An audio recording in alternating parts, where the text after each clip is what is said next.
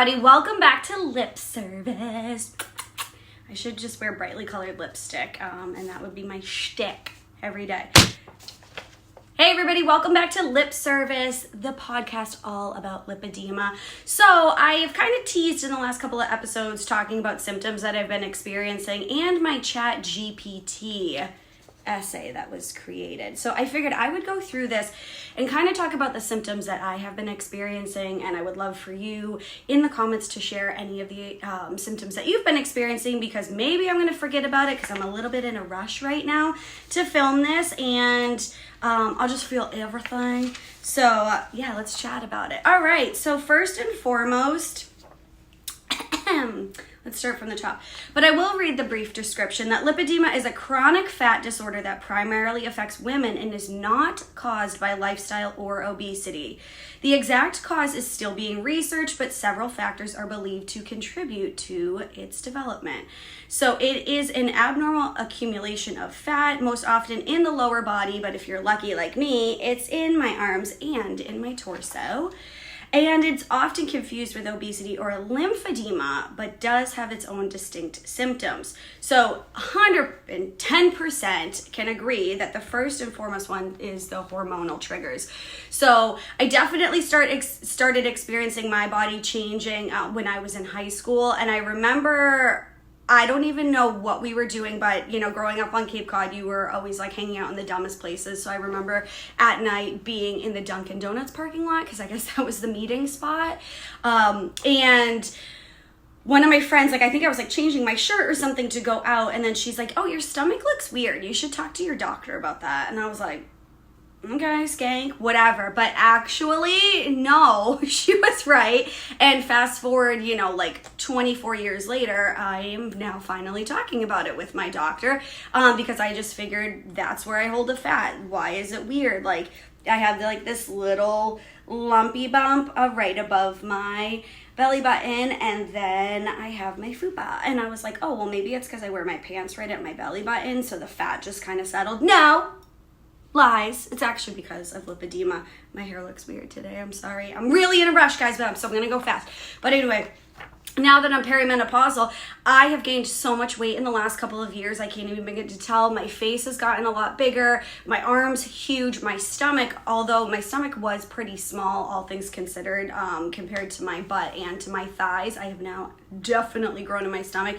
And that's kind of like what's bothered me the most, only because I've dealt with my fat ass my whole life. So now trying to figure out clothes and make something look flattering is just that.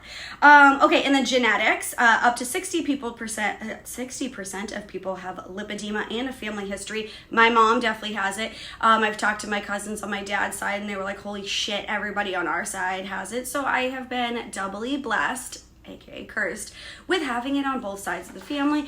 My grandmother and my aunt have lymphedema, and my occupational therapist told me I also have stage 1 lymphedema. So that is like so great for me. Gender. So it exclusively affects females, and while it is rare in males, and when it occurs, it's usually due to hormonal imbalances or genetic syndromes. And then it's an unknown connective tissue or lymphatic abnormalities. So researchers believe that lipedema has been related to weak connective tissue or microvascular and lymphatic dysfunction, which is how fats and fluids are stored or drained in the body. Lipedema is not caused by obesity, poor diet or inactivity, lymphedema, although it can lead to secondary lymphedema if untreated. And then here are some common symptoms of lipedema. So you have the symmetrical fat accumulation. So for any of the lip ladies out there, you will definitely see that you do have like this kind of shape right here, where a lot of it starts in your thighs and holds there.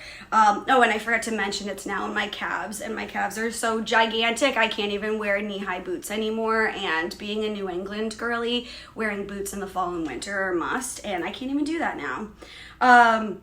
So it does affect hips, your butt, your thighs, sometimes upper arms, your torso, calves, all like I said.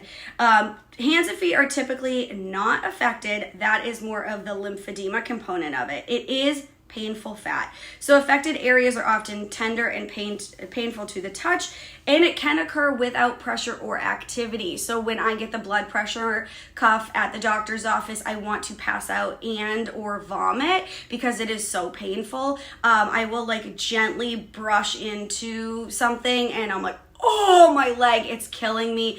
Bruising is like so easily maintained, and I always used to be like, oh yeah, well, I bruise like a peach, I'm so sensitive. I do have sensitive skin anyway, so I figured that was all just like coming with the territory, but wrong. It's all because of good old lip.